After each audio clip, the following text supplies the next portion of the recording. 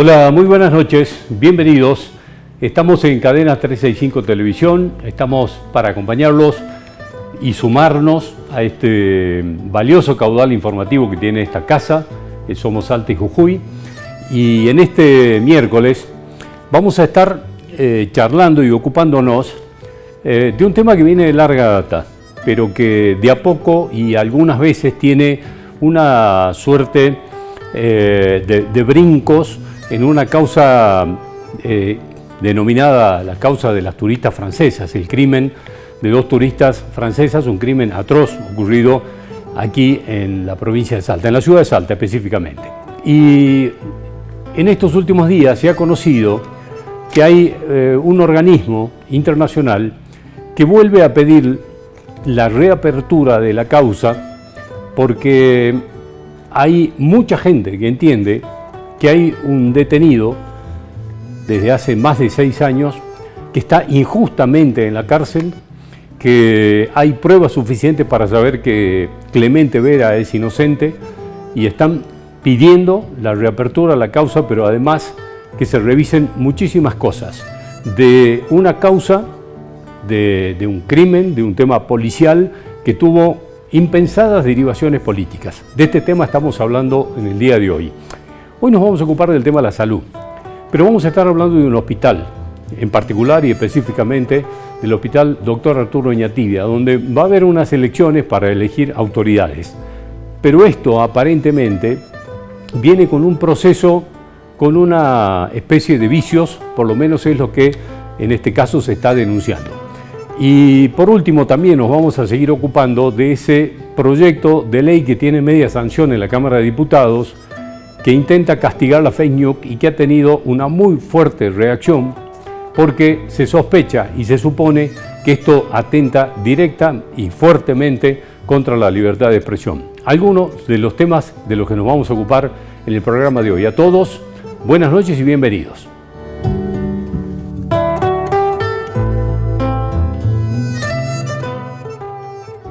Ahora Saeta tiene nueva página web. Sí, más simple, más sencilla y con todos los servicios que nuestros usuarios necesitan.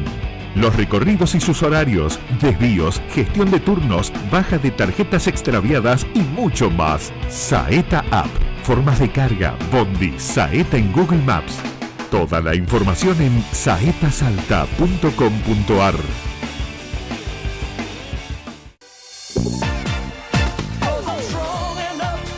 Especialistas en vinos nos enseñan todo lo que debemos saber para disfrutar de la mejor enología. Descubrí Planeta Vinos. Viernes, 19 horas, por Somos.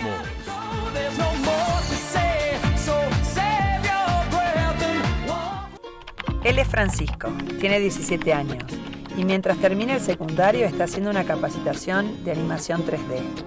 Como le queda cerca el club en el que juega al fútbol su hermana, la pasa a buscar. Mía es la hermanita de Francisco y Sofía, la sobrina de Nicolás. Nico pidió un microcrédito para abrir una sanduichería, el negocio que armó en la casa de sus padres. Patricia, una vecina de Nico, se animó y empezó un curso de marroquinería y siempre les regala algo.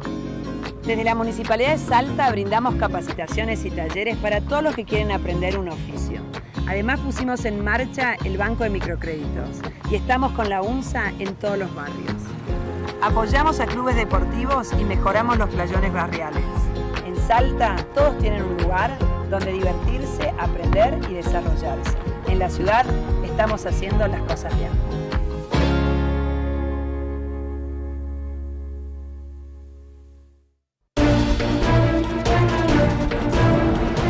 Somos País, el noticiero más federal de todos, con periodistas de distintas ciudades, la noticia local clave que se proyecta a nivel nacional, los datos que nos sorprenden, las voces que importan, las imágenes que nos impactan, las historias que nos conmueven.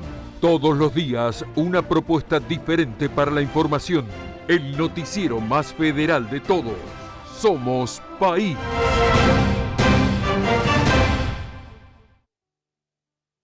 Lo soñamos, lo construimos y hoy es una realidad. En Orán, el nuevo centro modular sanitario, inaugurado por el gobernador Gustavo Sáenz, beneficia hoy a más de 150.000 salteños con servicios de policonsultorio, enfermería, radiografía, oncología y diálisis. Siempre por vos, siempre por Salta. Gustavo, gobernador.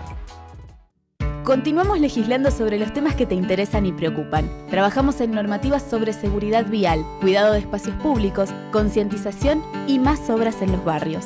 Desde el Consejo Deliberante gestionamos para mejorar la calidad de vida de cada salteño. Si querés conocer más, ingresá a cdsalta.gov.ar. Consejo Deliberante de la Ciudad de Salta. Un consejo más cerca tuyo.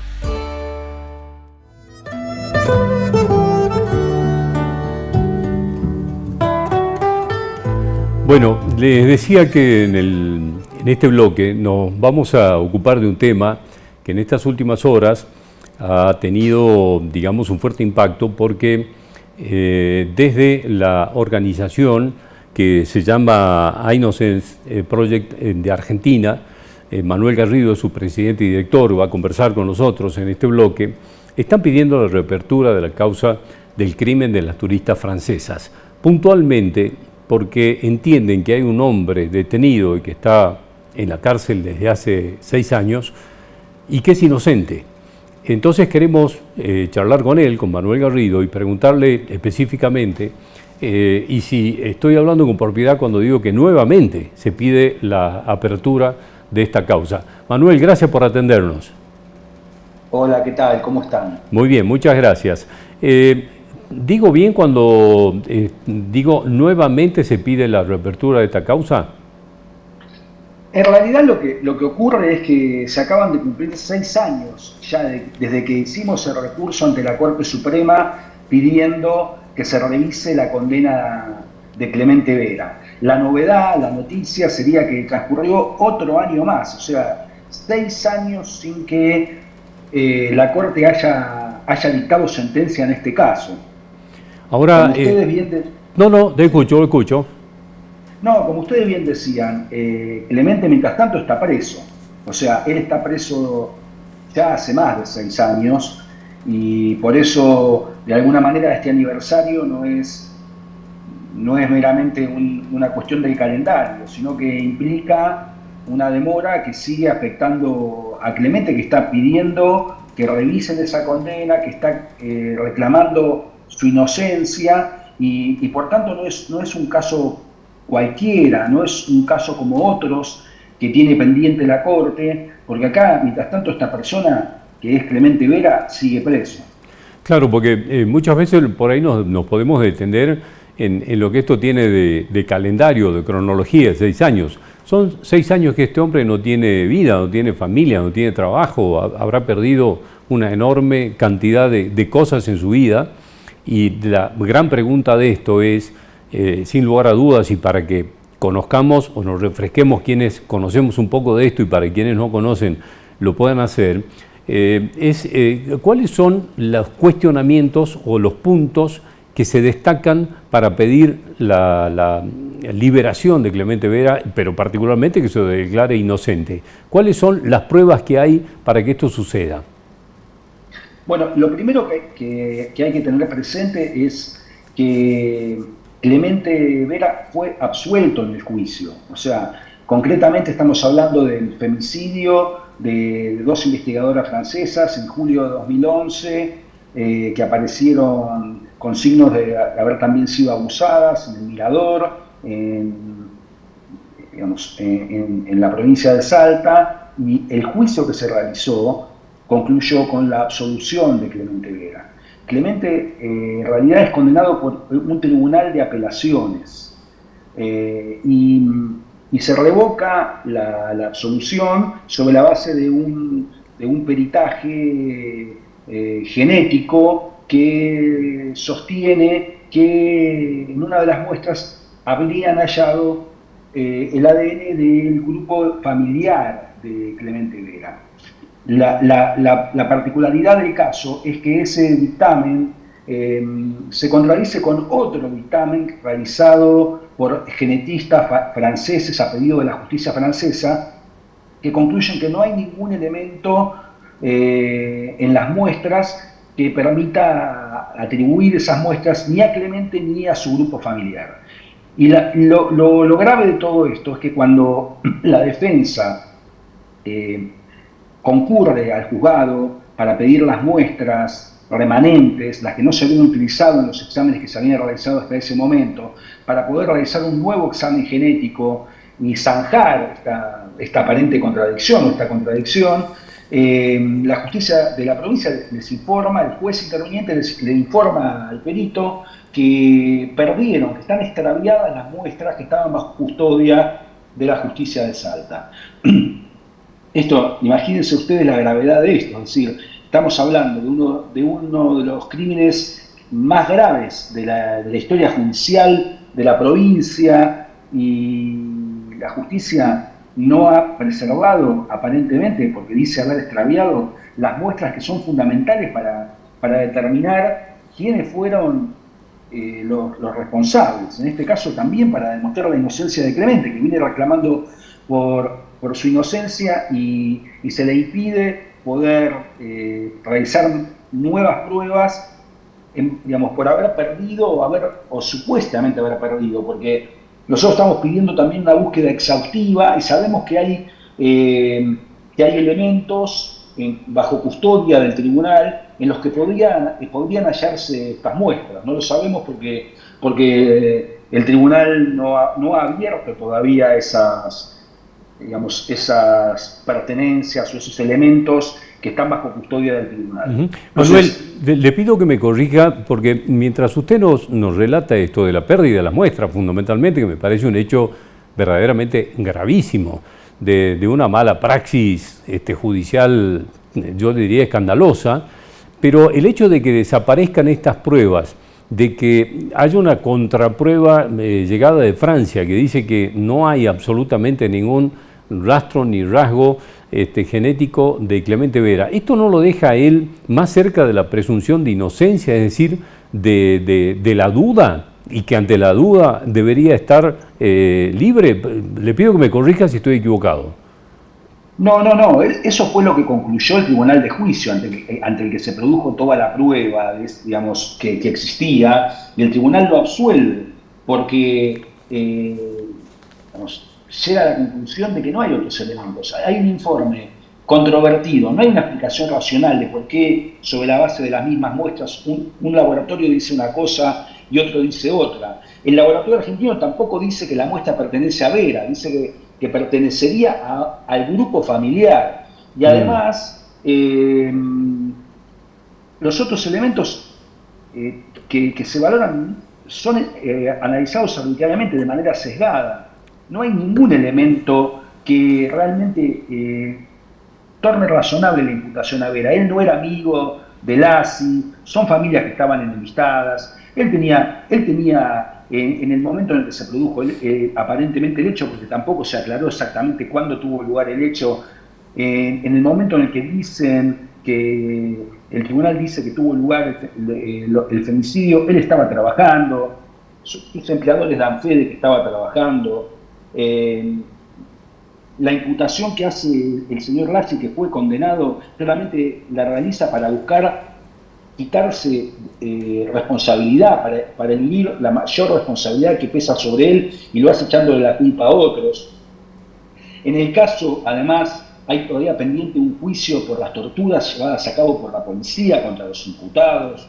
O sea, una serie de situaciones que torna sumamente sospechosa o cuestionable la regularidad de la investigación y de la conclusión a la que se arribó. Porque además otro dato fundamental y sobre el que nosotros hacemos hincapié es que la legislación aplicable en Salta dice que no se lo podía condenar, que si en todo caso el tribunal de revisión estaba en desacuerdo con la absolución, debería haber ordenado un nuevo juicio.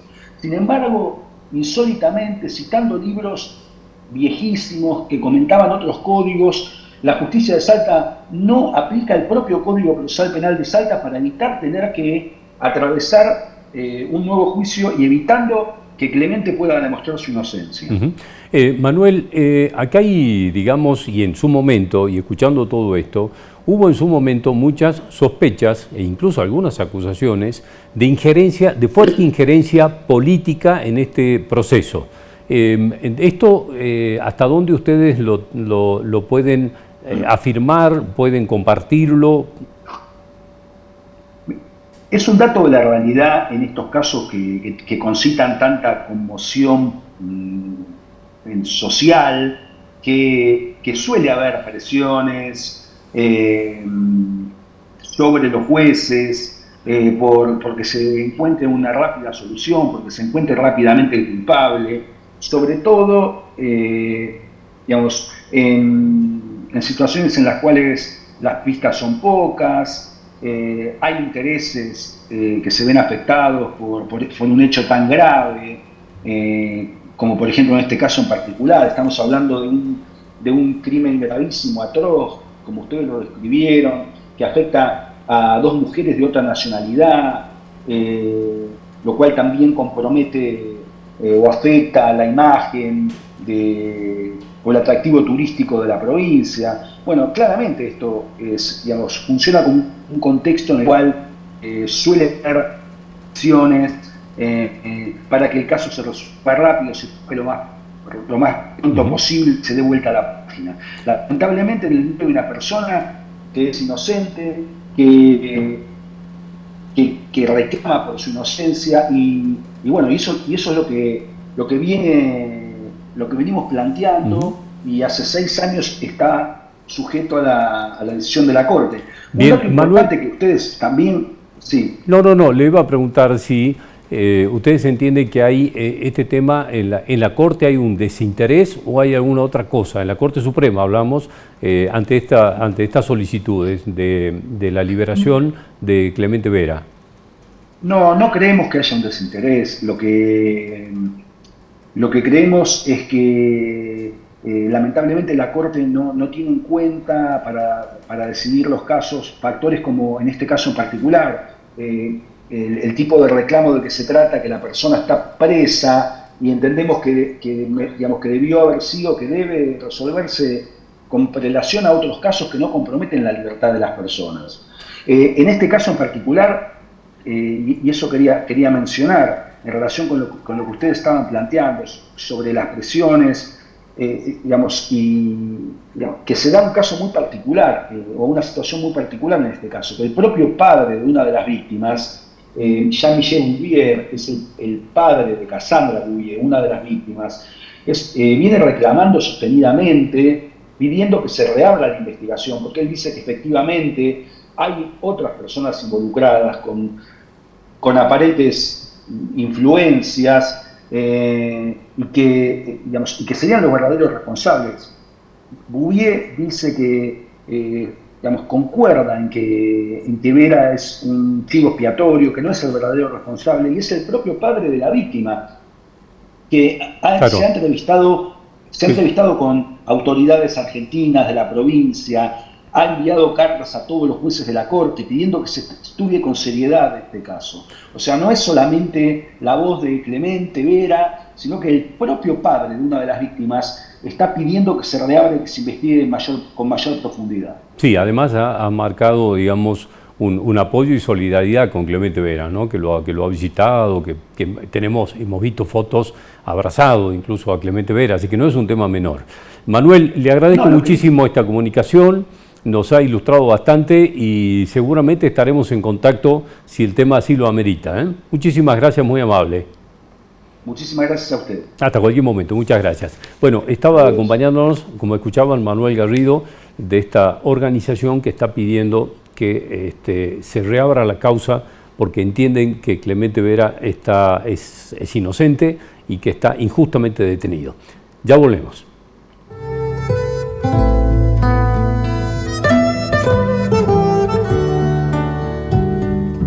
soñamos, lo construimos y hoy es una realidad. En Orán, el nuevo centro modular sanitario, inaugurado por el gobernador Gustavo Sáenz, beneficia hoy a más de 150.000 salteños con servicios de policonsultorio, enfermería, radiografía, oncología y diálisis. Siempre por vos, siempre por Salta. Gustavo, gobernador. Somos País, el noticiero más federal de todos, con periodistas de distintas ciudades, la noticia local clave que se proyecta a nivel nacional, los datos que nos sorprenden, las voces que importan, las imágenes que nos impactan, las historias que nos conmueven. Todos los días una propuesta diferente para la información, el noticiero más federal de todos. Somos País.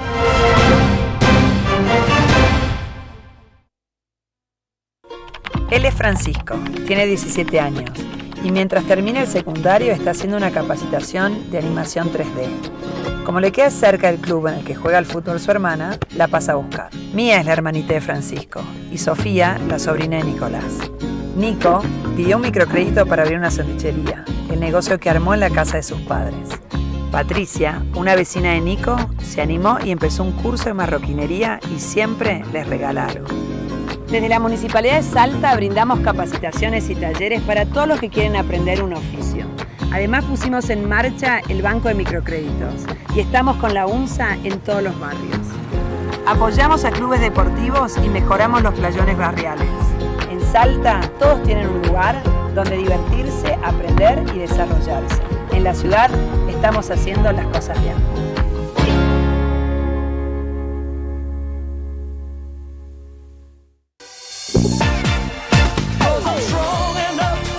Especialistas en vinos nos enseñan todo lo que debemos saber para disfrutar de la mejor enología. Descubrí Planeta Vinos. Viernes, 19 horas, por Somos.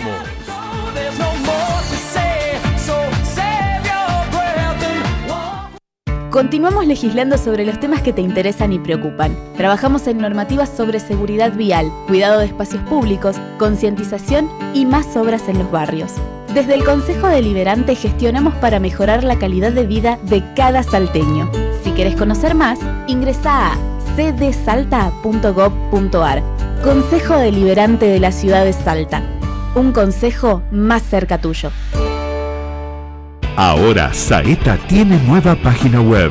Sí, más simple, más sencilla y con todos los servicios que nuestros usuarios necesitan. Los recorridos y sus horarios, desvíos, gestión de turnos, baja de tarjetas extraviadas y mucho más. Saeta App, formas de carga, Bondi, Saeta en Google Maps. Toda la información en saetasalta.com.ar.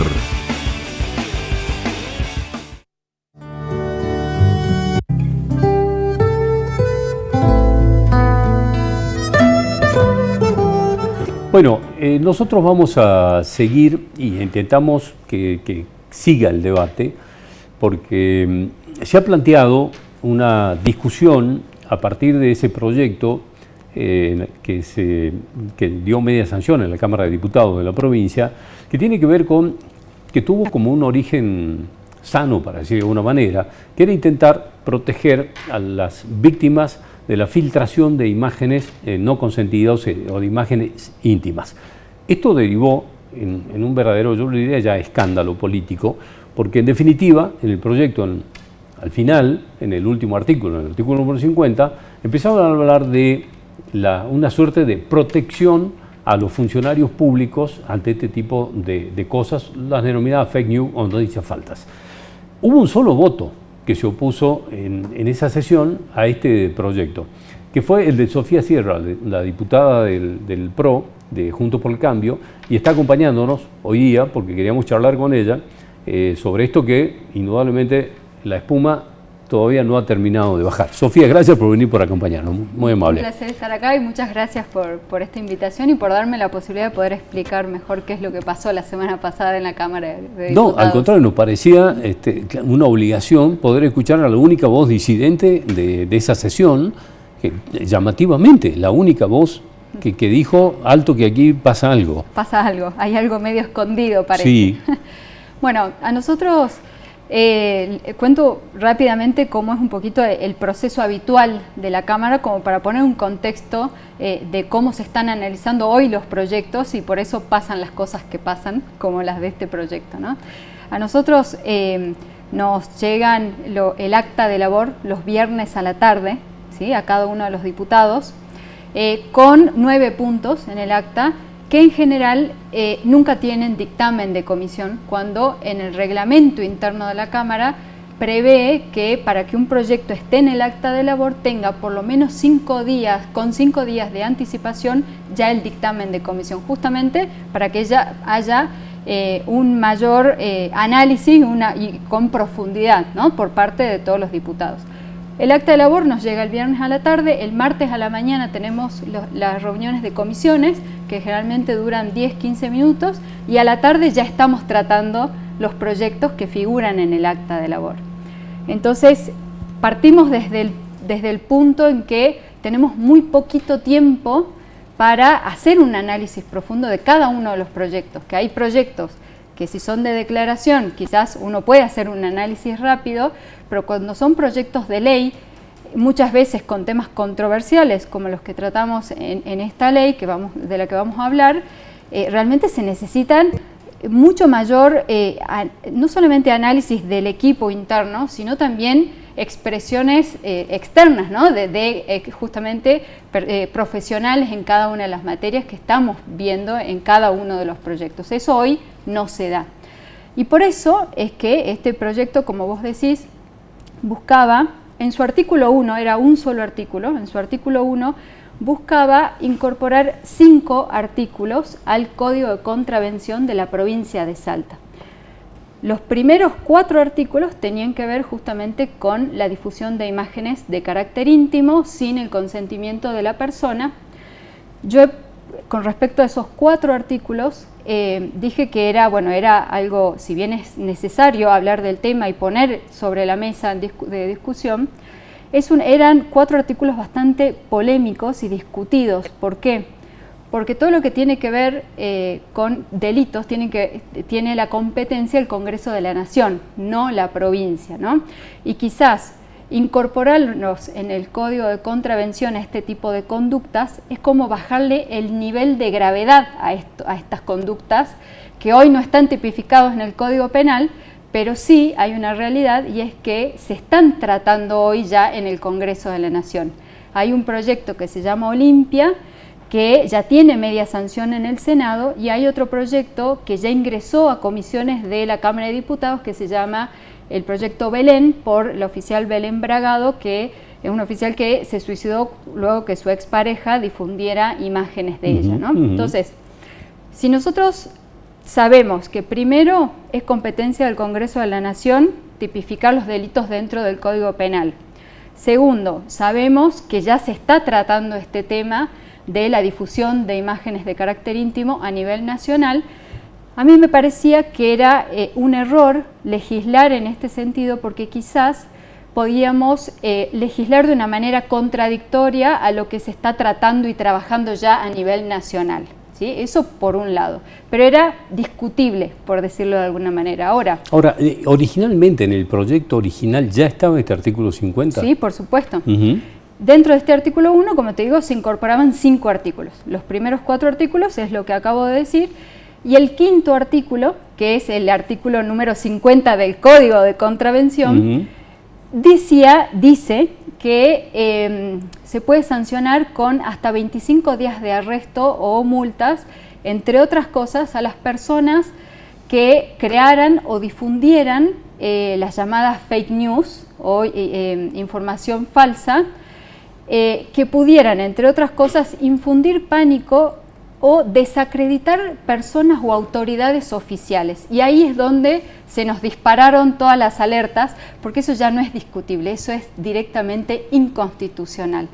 Y expliquemos por qué. Digamos, por la Constitución Nacional y la provincia.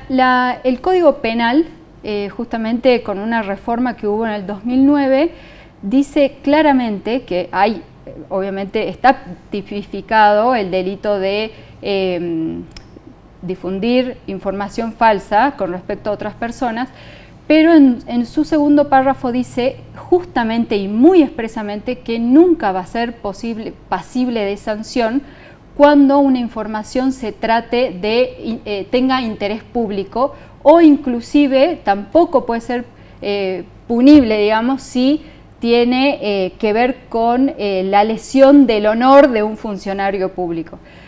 Esto está tipificado en el Código Penal. Y por otro lado hay tratados internacionales que justamente van en este mismo sentido. El Pacto de San José de Costa Rica, cuando uno por ejemplo, es funcionario público, básicamente está expuesto a la crítica de la opinión pública, ¿no?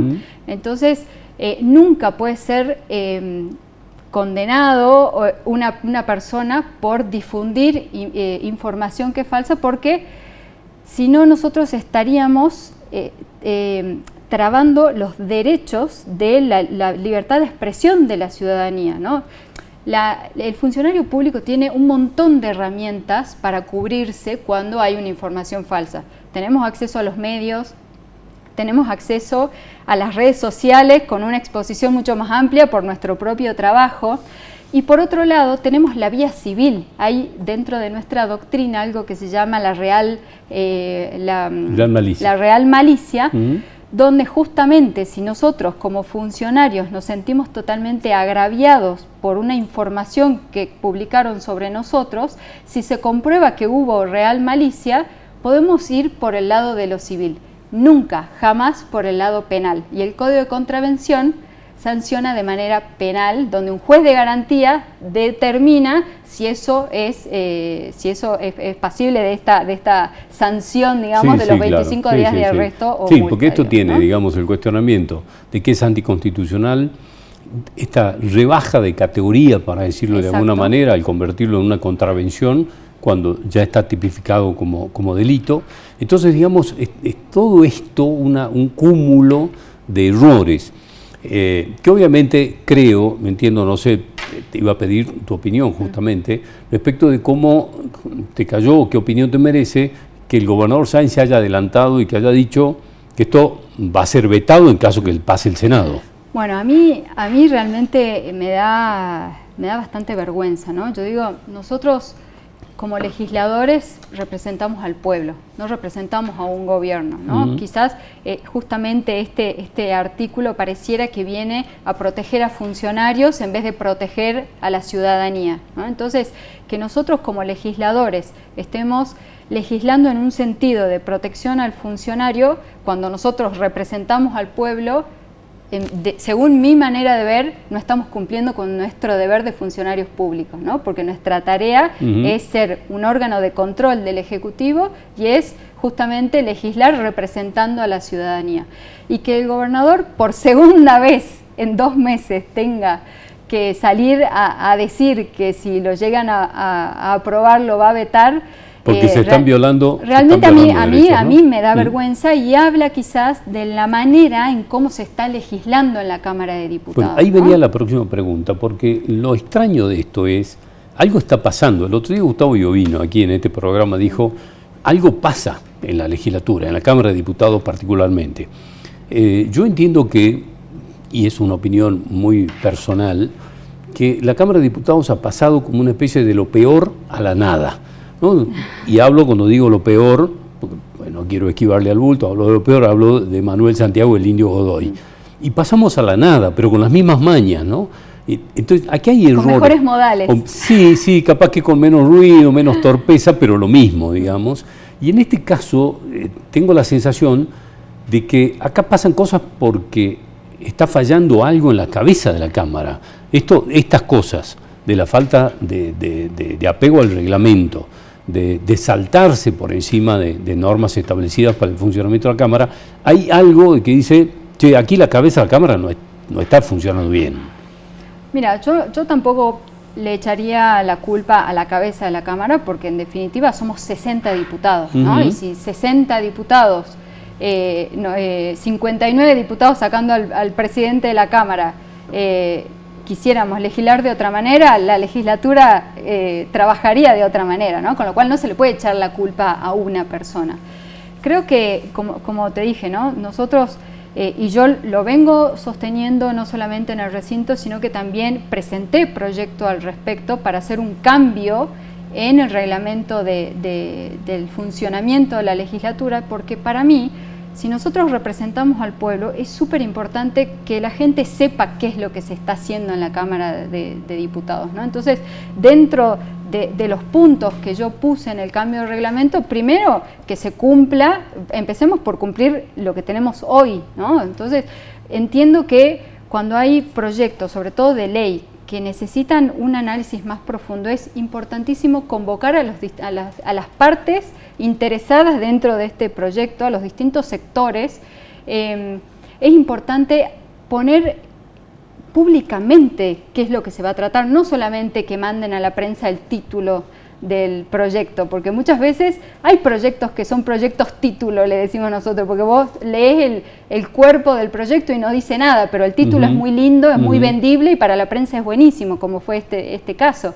Pero es importante que toda la ciudadanía tenga acceso al cuerpo entero de los proyectos, que pueda tener un feedback, que los proyectos realmente se dictaminen con un análisis profundo y una vez que estén dictaminados recién pasen al recinto, para que ahí haya un debate abierto, pero ya habiendo tenido un debate donde más profesional, digamos, ¿no? Me parece que si nosotros recibimos un acta de labor el viernes a la tarde y el martes a la mañana en las comisiones ya lo estamos dictaminando, no hay tiempo físico de análisis, ¿no? Y estamos a veces legislando proyectos que en la Cámara de Diputados de la Nación o a nivel internacional son meses de debate porque hay distintos puntos de vista y nosotros en 5 minutos ya lo estamos dictaminando. Eso me parece que es un error muy grave porque en definitiva todo lo que nosotros como diputados decidamos en la Cámara después repercute en el día a día de la ciudadanía. Entonces tenemos que ser responsables de nuestro trabajo. Yo creo que hoy realmente el funcionamiento de la Cámara está siendo irresponsable. Bueno, en este caso, digamos, el hecho es que si el gobernador tiene que salir, en el caso de la ley antipiquete primero, no sé, pasaron 30 días, todo esto creo, no lo vamos a poner en número, pero en muy poco tiempo, si el gobernador tiene que salir, en leyes que se suponen, el otro día Gustavo Iovino hablaba de más papistas que el Papa, ¿no? De que hay gente que es más papista que el Papa. Entonces, el gobernador tiene que salir a vetar la ley antipiquete. Ahora anuncia que va a vetar si eso sale del Senado. Entiendo que el sentido común le dirá a los senadores que esto no debería pasar de ahí, ¿no? Calculo lo mismo. Estimemos que el sentido común prime. Sí. Pero bueno, indudablemente algo está pasando. Que tengamos este cúmulo, digamos, de errores para ponerle una palabra. Mira, algo fundamental también, y creo que como ciudadanos también nos tenemos que hacer cargo de esto que pasa, ¿no? En la Cámara de Diputados, de los 60 diputados, 55 son oficialistas. Entonces, nosotros como ciudadanos también tenemos que entender la importancia que tiene la votación, porque es el momento en el que la ciudadanía realmente tiene mucho poder. Entonces, si nosotros sabemos que tenemos un ejecutivo de un color, lo óptimo es que la Cámara de Diputados tenga un equilibrio para realmente poder cumplir el rol de controlador de ese ejecutivo, ¿no? Eso hoy evidentemente no pasa, porque los diputados del oficialismo, que son más del 90% de la Cámara, muchas veces se quedan callados. Muchas veces cuando uno habla uno a uno piensan igual, pero después se quedan callados por miedo a represalias. Entonces, también lo dije cuando yo me manifesté en contra de este proyecto, y por qué lo dije también, más allá de que es inconstitucional, dije, ¿no? El amedrentamiento que hay hoy por parte de distintos funcionarios del gobierno sobre la ciudadanía es enorme, enorme. Lo vi y di algunos detalles, pero con medios donde empiezan a mandar mensajitos de que no se hable más de ese tema porque a alguien le molesta, con el caso de esta ciudadana que publicó los resultados del agua que había hecho un laboratorio. Entonces, esos son algunos casos, y cuando yo hablé de esto, por supuesto que me empezaron a llegar más casos también. Hay mucho amedrentamiento por parte de los funcionarios hacia la ciudadanía. Entonces, nosotros tenemos que ser protectores de la ciudadanía. Y en ese caso, callándonos no estamos haciendo las cosas bien. Sofía, muchas gracias por venir, muy amable. Hasta cualquier momento, muchas gracias. En el próximo bloque estamos hablando del Hospital Arturo Oñativia. Va a haber elecciones para elegir autoridades y hay una serie de cosas no tan claras. Ya volvemos.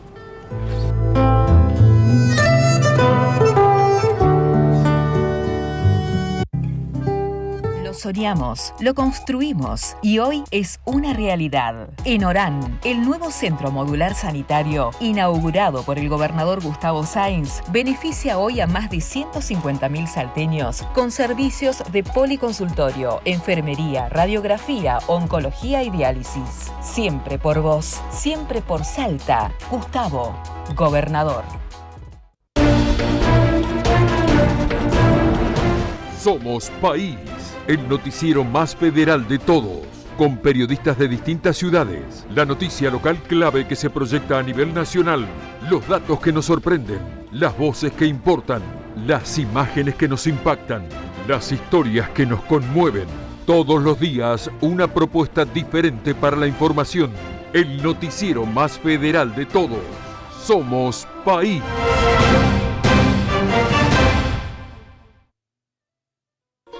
Él es Francisco, tiene 17 años y mientras termina el secundario está haciendo una capacitación de animación 3D. Como le queda cerca el club en el que juega al fútbol su hermana, la pasa a buscar. Mía es la hermanita de Francisco y Sofía, la sobrina de Nicolás.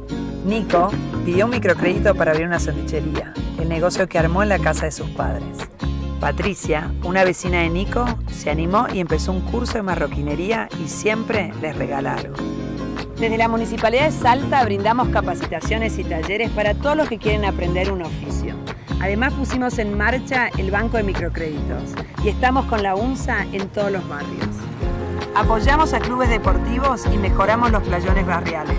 En Salta todos tienen un lugar donde divertirse, aprender y desarrollarse. En la ciudad estamos haciendo las cosas bien.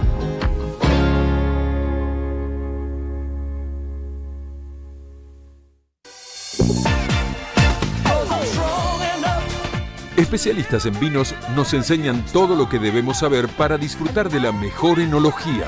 Descubrí Planeta Vinos. Viernes, 19 horas, por Somos.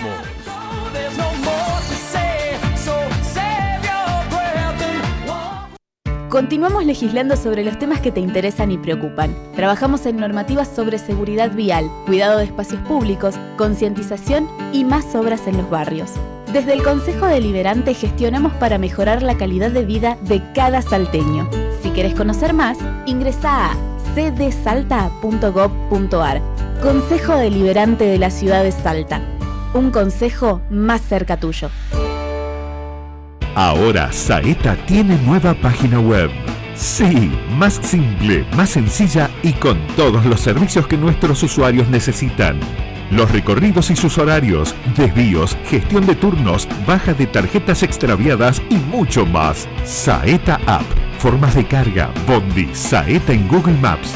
Toda la información en saetasalta.com.ar.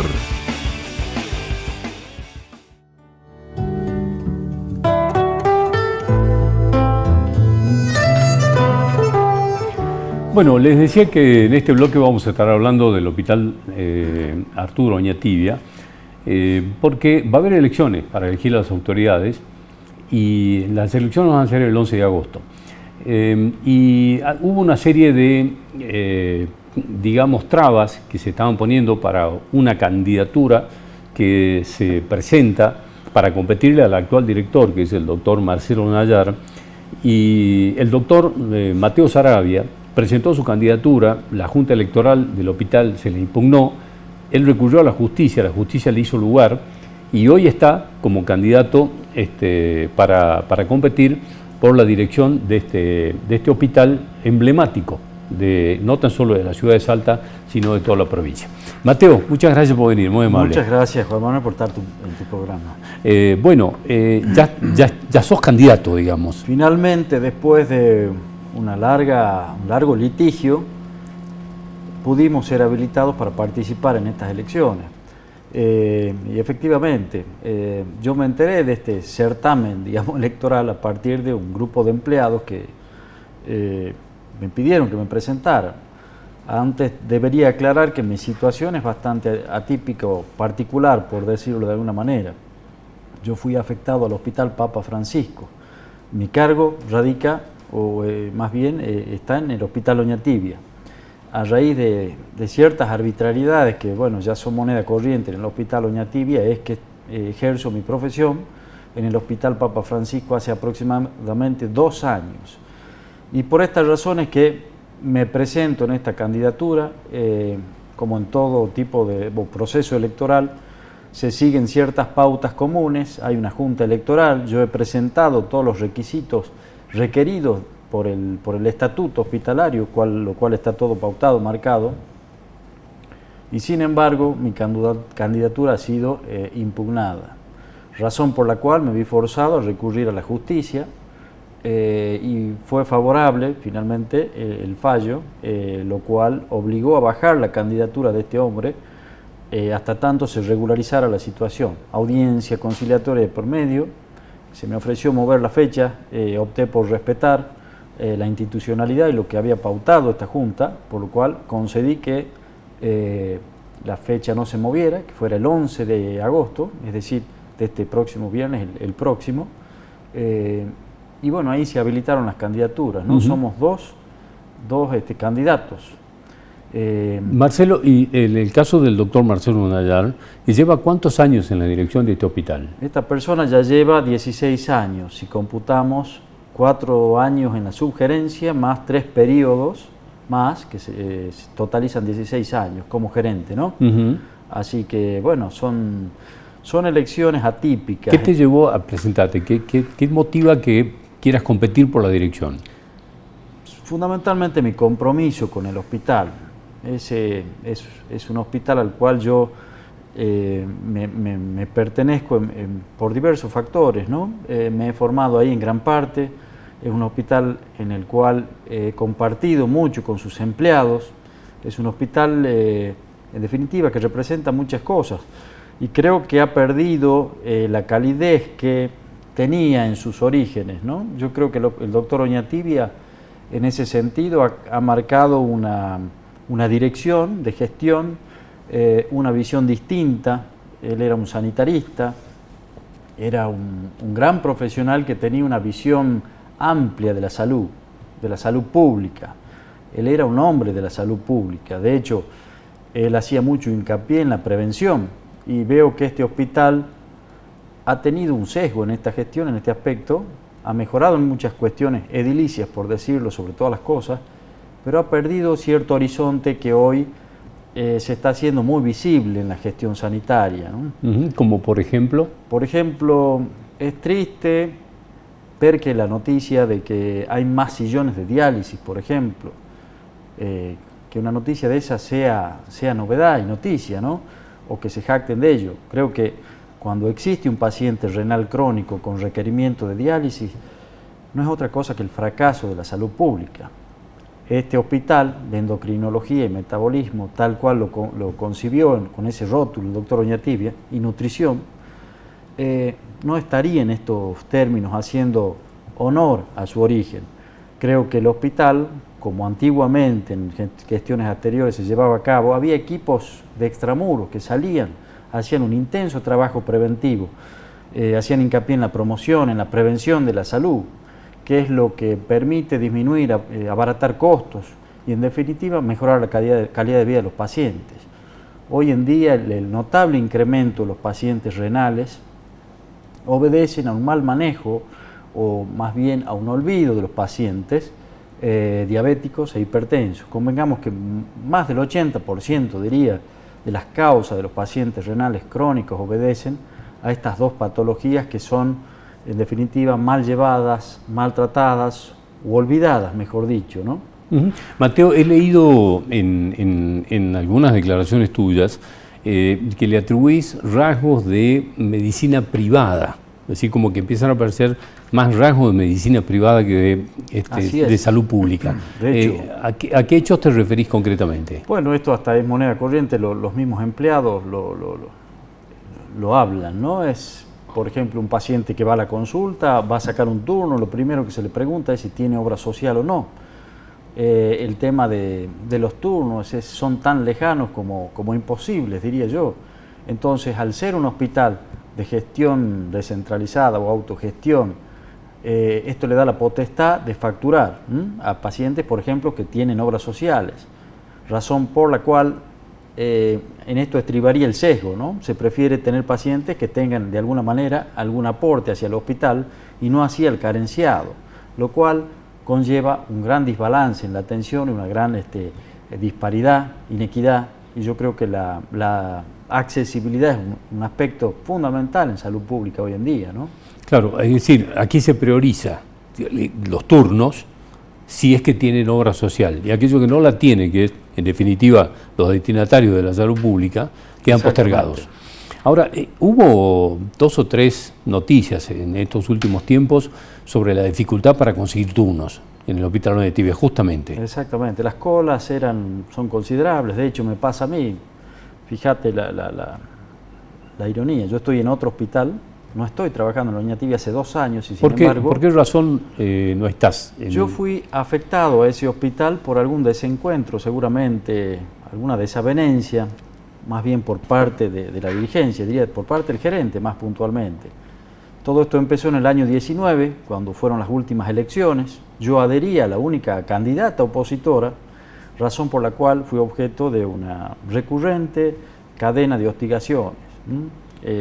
Empecé a perder turnos para atender a mis pacientes, se me suspendían las cirugías, en definitiva, lamentables situaciones, pacientes que venían del interior en varias oportunidades, se les decía que no se los iba a operar, y bueno, todo esto con el objeto de perturbar mi actividad y forzarme incluso a pedir una afectación hacia otro hospital, hecho que se hizo verbal, me lo plantearon, el cuerpo legal del hospital, formalmente me lo dijo directamente, pedí irte a otro hospital o bien te vamos a iniciar un sumario administrativo.